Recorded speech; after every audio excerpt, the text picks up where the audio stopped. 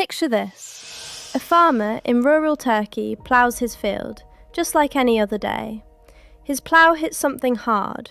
He digs and uncovers carved stones unlike anything seen before. He takes them to a museum, hoping for recognition. Instead, they call it worthless rock and tell him to take it away. Those stones sat forgotten for decades, until one archaeologist changed everything. This is the true, overlooked story of Göbekli Tepe's discovery, the world's oldest known temple, buried for 12,000 years. Let's uncover what really happened. In 1986, in the dusty fields near Öğrencik village, Şanlıurfa, a local farmer named Şafak Yıldız was preparing his land for crops. The field belonged to his family, including his nephew Mahmut Yıldız and brother Ibrahim. As he ploughed, the plough struck two massive limestone blocks, each around 50 kilograms, covered in strange carvings of animals and symbols.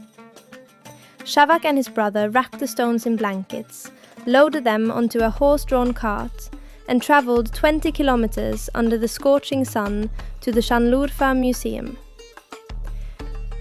They thought this could be something big, maybe ancient treasure or history. But the museum director, a history teacher, not an archaeologist, examined the freshly washed stones, which made the carvings look like plain limestone, and said, "These are just worthless limestones, take them away." Disappointed and exhausted, they didn't want to haul them back, so they left the stones in the museum's garden, where they sat, ignored and exposed to the elements for 4 to 5 years. Years later, Mahmut Yıldız, one of the farmer's relatives, shared his memory in an interview. "My uncle ploughed the field and hit these stones. We thought they were important. We took them to the museum with hope. They said, 'These are nothing, just take them back.' We left them there. Nobody cared for decades." That disappointment turned into disbelief when the world finally recognized what they had found.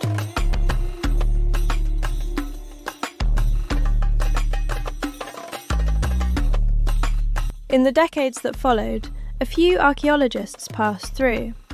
In 1979, American archaeologist Peter Benedict visited during a survey for the University of Chicago. He saw the T-pillars and animal carvings, but concluded they were from a later period, not Neolithic. He did some surface collection, but no excavation. Why?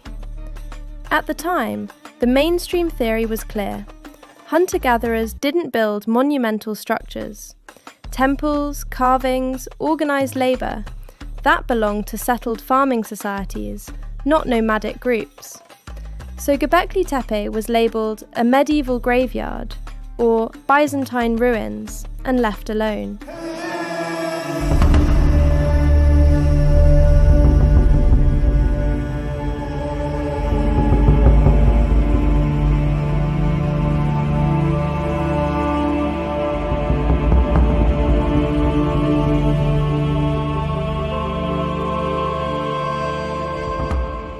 Everything changed in 1994.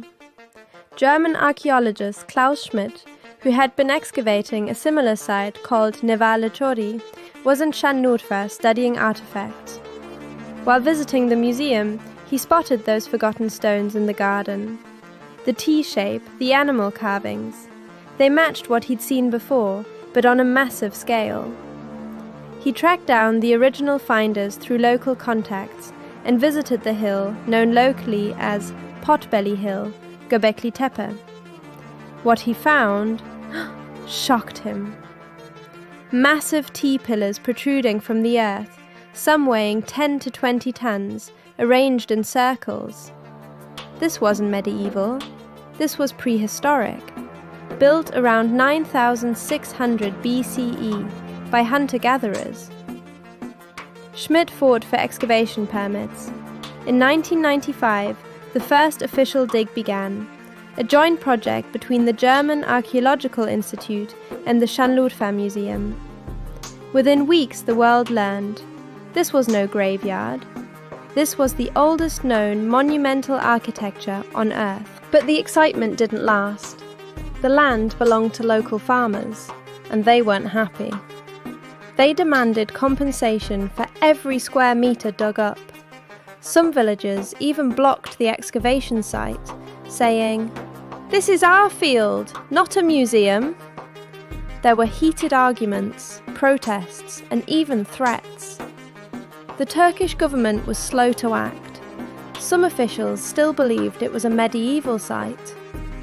Klaus Schmidt had to negotiate personally, sometimes paying out of pocket to keep the dig going. For the first few years, every new pillar unearthed was a victory, but also a new fight over land rights and money. The villagers felt their livelihoods were being threatened. Some said, "Why dig up our fields for old stones?" Others feared the land would be taken away forever. These tensions lasted for years, and Schmidt spent as much time in meetings as he did digging.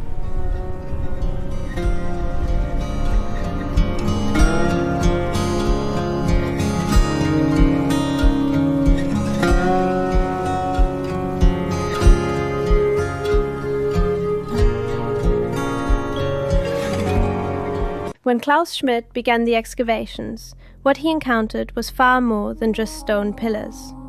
Circular enclosures, massive T-shaped pillars each weighing between 10 and 20 tons, covered in carvings of scorpions, leopards, snakes, foxes, vultures, and all of it built by hunter-gatherers.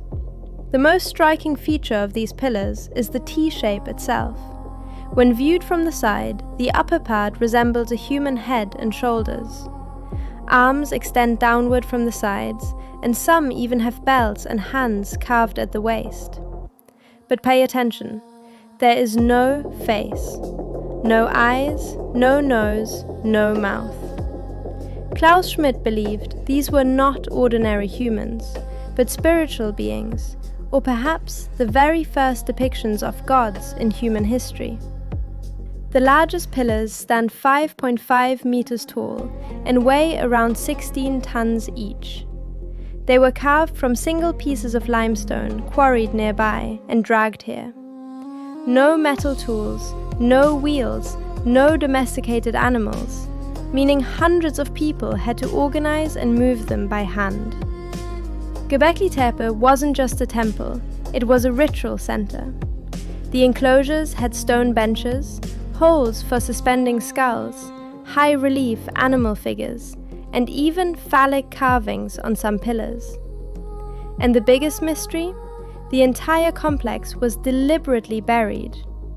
After 1,500 years of active use, the structures were buried under soil, smaller buildings were constructed on top, and over time these mounds merged into one massive hill. Klaus Schmidt is the one who managed to bring this hill back to light. The area visitors see today consists of 4 temple enclosures, labeled A, B, C, and D. Today, ground-penetrating radar has identified at least 20 more buried circles. Only about 5 to 10% of the site has been excavated. Nearby sites, like Tepe, show similar circular structures, skull traces, and ritual chambers. As excavations continue, the answers to humanity's biggest questions may still be waiting beneath the soil. Today, Göbekli Tepe is a protected archaeological site open to the public. The area visitors walk through consists of 4 main enclosures labeled A, B, C, and D, the most famous and best preserved circles. Protective canopies now cover them, walkways let people get close to the pillars, and the site has become one of Turkey's most visited ancient landmarks. But these 4 enclosures are just the beginning. Geophysical surveys and ground-penetrating radar have already revealed the outlines of at least 20 more buried circles still hidden underground.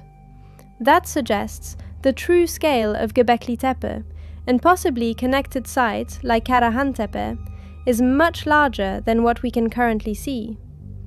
Excavations continue, but they move slowly and deliberately.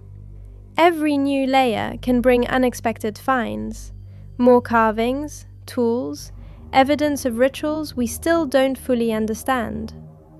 Many experts believe it could take another 150 years or more to fully uncover what lies beneath. The story of Göbekli Tepe isn't finished. Every shovel of dirt removed raises new questions, and the answers may still be waiting, deep under the hill. Göbekli Tepe reminds us how fragile history can be. One ignored find almost lost forever.